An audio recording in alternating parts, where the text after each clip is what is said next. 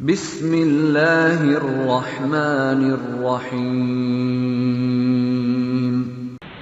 Atha bin Abi Rabah, salah satu ulama tabi'in. Beliau ini orangnya, Bapak Ibu sekalian, kita bukan menyebutkan fisik berarti menceritakan aib, tapi ulama menukil agar memberikan gambaran kepada kita bagaimana kedekatan dengan Allah akan membuat pribadi itu menjadi kokoh. Orang-orang yang punya kekurangan fisik pun bisa percaya diri dan dia yakin karena memang itu ada penciptanya Allah SWT. Allah menciptakan orang berkulit hitam, kulit putih, ada yang cantik, ada yang gagah, ada yang jelek. Itu dengan hikmah Allah. Allah mau tunjukkan kemahakuasaannya terhadap hal tersebut. Atha bin Abi Rabah orangnya disebutkan ciri dalam ciri khas biografinya, orangnya kurus kering, ya. Badannya tipis gitu ya, kurus sekali. Kemudian orangnya kulitnya hitam, matanya satu kanan rusak, ya, buta, rambutnya keriting-keriting kecil, gitu kan, kakinya pincang. Subhanallah. Tapi kalau Bapak Ibu baca, kalau dapat nama Atha bin Abi Rabah ini terkenal, ulamanya para tabi'in. Fisiknya cacat, tapi luar biasa, gitu ya. Dia dulu dia dulu di bawah naungan seorang ibu di Mekah. Karena dia selalu membagi 3 waktu harinya, Atha bin Abi Rabah ini. Kalau sepertiga hari, 8 jam, dia kerja buat tuannya. Sepertiga lagi, gitu kan, dia menuntut ilmu. Dan sepertiga lagi dipakai untuk istirahat dan ibadah sholat malam. Tiap hari begitu, karena tuannya melihat dia sangat baik, mau menuntut ilmu, bahkan kadang-kadang sambil dia bekerja, karena dia hafal Al-Quran, dia hafal banyak hadis, karena 8 jam dalam sehari dipakai untuk ilmu sama dia.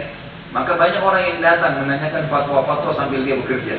Akhirnya tuannya bebasin, mengatakan pada saat lagi musim haji, wahai muslimin, saksikanlah saya bebaskan Atha bin Abi Rabah dari keterbudakannya untuk, ya, karena Allah dan untuk muslimin, karena ini banyak manfaatnya. Ada sebuah kisah, ada beberapa kisah sebenarnya dari Atha bin Abi Rabah yang saya ingin diperhatikan bagaimana orang kalau memahami uluhiyah Allah ini, Allah akan muliakan dia, gitu kan. Akhirnya dia karena tunduk kepada Allah, dia patuh pada Allah, Allah muliakan. Di antara kisahnya, Atha bin Abi Rabah ini pernah mendatangi Khalifah Umawi, dinasti Umawi pada saat itu. Beliau datang di tengah jalan, ketemu dengan seorang ulama lain, namanya juga Atha. Ini Atha bin Abi Rabah, orang Mekah, kulit hitam. Ada Atha, satu lagi Al-Khurasani, dari Khurasan. Orangnya putih, gagah, kaya, tapi seorang alim juga, gitu ya. Jalan sama anaknya. Dia jalan sama anaknya. Si Atha Al-Khurasani jalan sama anaknya. Kata anaknya nih, tiba-tiba waktu kami bertemu dengan seseorang yang imamahnya sudah tua berdiri di kepalanya, matanya satu rusak, badannya kurus, kulitnya hitam pekat, gitu kan, kakinya pincang, naik di seekor keledai yang pelanahnya pun dari kayu, gitu kan. Jadi orang sangat miskin, gitu kan. Lalu kemudian ayah saya begitu melihat Atha bin Abi Rabah yang orang ini, anaknya belum tahu nih Atha bin Abi Rabah. Dia bilang, ayah saya waktu lihat orang tersebut tiba-tiba turun dari bakal. Bakal itu seperti mobil mewah kalau kita sekarang, mungkin Alfa.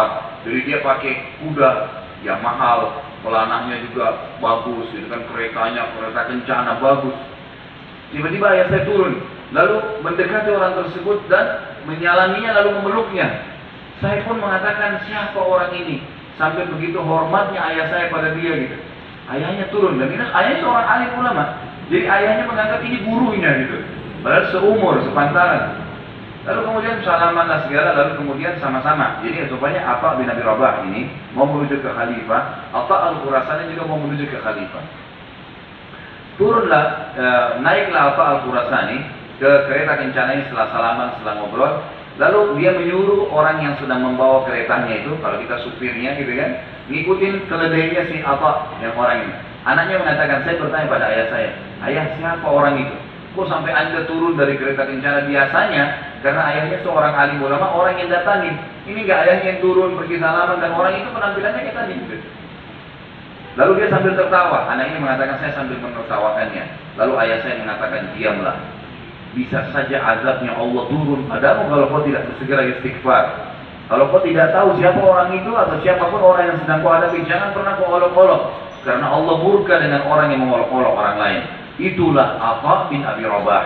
Begitu mendengar Atha bin Abi Rabah, anaknya tiba-tiba mengatakan, saya sudah selalu dengar namanya, dipuji-puji, hampir semua nasihatnya dipegangi. Luar biasa ini orang ini, ilmunya luar biasa. Kalau bicara selalu berhubungan dengan masalah keimanan, sebagaimana nanti kan kita ceritakan bagaimana pertemuan dia dengan khalifah. Yang terjadi, anaknya mengatakan, saya beristighfar kepada Allah. Lalu pada saat tiba di tengah-tengah di halaman istana khalifah, maka ayah saya turun dari keretanya, lalu dia berjalan dengan Atha bin Abi Rabah. Masuklah mereka ketemu dengan khalifah, dan saya tidak diizinkan masuk, cuma 2 orang. Ringkas cerita nanti akan keluar baru berbicara, gitu kan? Pada saat keluar dari khalifah, maka anaknya ini tadi, si Atha Al-Khurasani berkata, ayah, apa sih yang terjadi di dalam? Seperti apa pertemuan dengan khalifah? Ceritain kepada saya penasaran. Kata Atha Al-Khurasani, demi Allah, kalau bukan karena Atha bin Abi Rabah, saya tidak akan diizinkan masuk ke khalifah.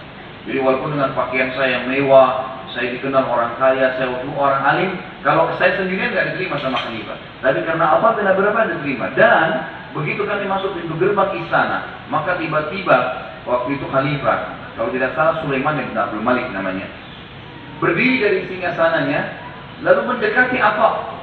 Sampai pejabat-pejabat semuanya ini bingung, orang-orang di sekitarnya.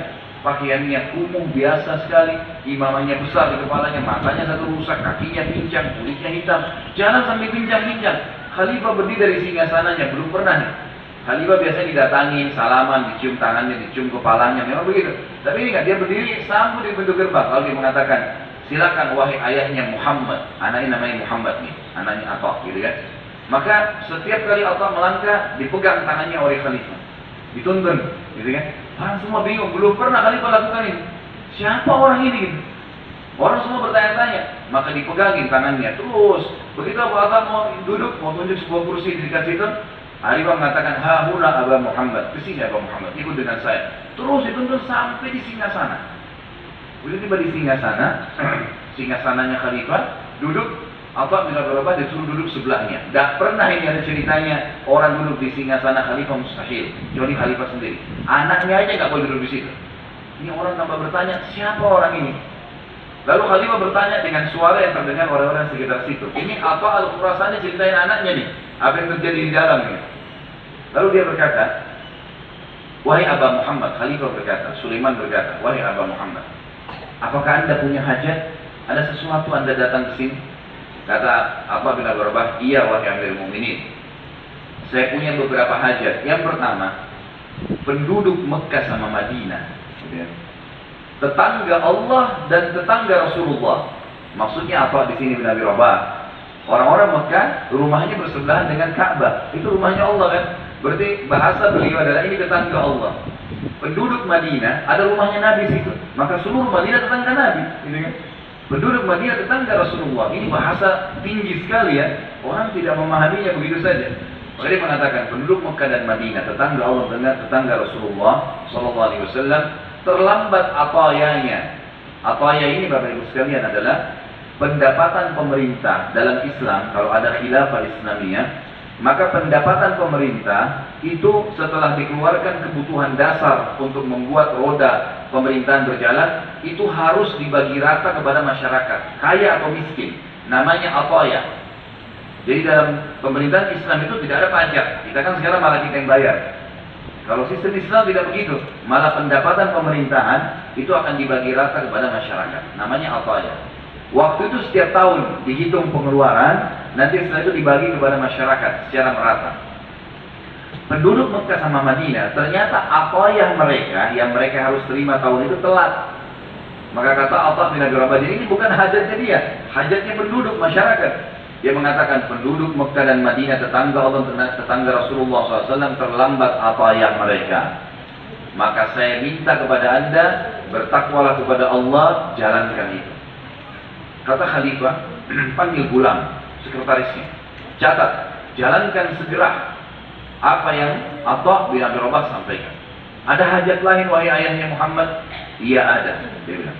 Para mujahidin yang ada di perbatasan antara musuh sama kalian, mereka yang mengorbankan, meninggalkan keluarga-keluarga mereka, pekerjaan mereka, anak-anak mereka, untuk membela agama dan negara kalian.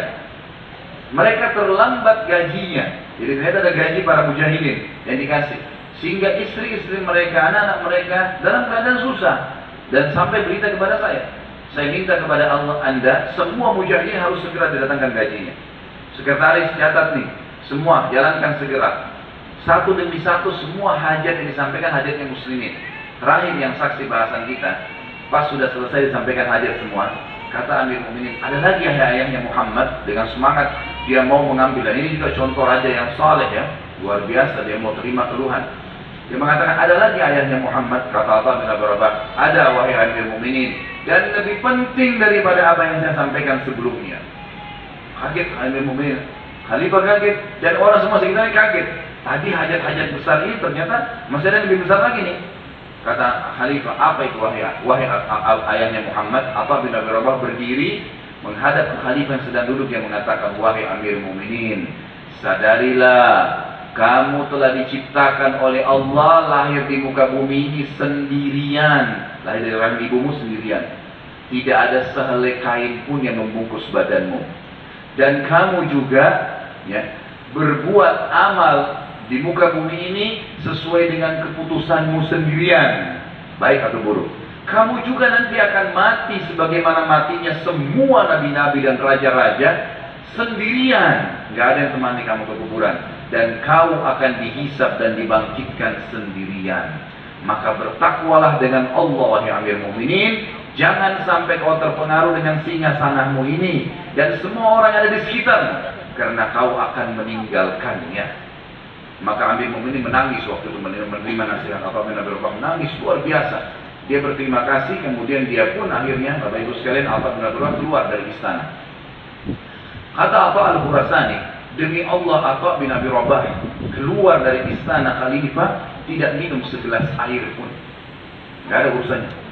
Bukan datang ke istana presiden minum, makan, pikir makanan, gak ada. Datang, sampaikan hajat, kemudian pergi. Subhanallah, kata Atha al-Khurasani waktu dia mau keluar dari istana, diikuti oleh sekretaris Khalifah, kemudian dibawakan satu kantong uang emas semua dikasih ke tangannya. Kata Atha bin Abi Rabah, demi Allah saya datang bukan untuk ini. Kembalikan kepada Amir Mu'minin, berikan kepada orang yang lebih berhak. Lalu dia keluar, naik keledainya yang pelanahnya dari kayu, Bapak Ibu sekalian.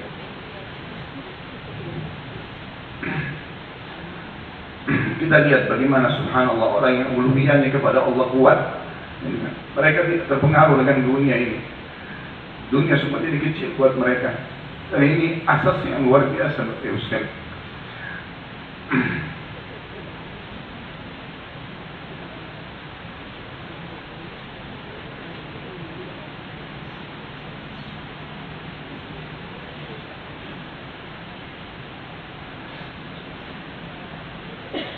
Semoga kita termasuk orang-orang yang selalu beruluhiyah kepada Allah, hanya bergantung tunduk kepada Allah, tidak butuh dan tidak takut kecuali kepada Allah Subhanahu wa Ta'ala. Ini asas Bapak Ibu sekalian. Ini yang membuat para sahabat berani berjihad, mereka berani berkorban demi agama Allah. Semua harta mereka keluarkan, bahkan darah mereka berani tumpahkan di jalan Allah karena uluhiyah. Maka ini asas. Kita jangan pernah takut, jangan pernah tunduk kecuali kepada Allah Subhanahu wa Ta'ala.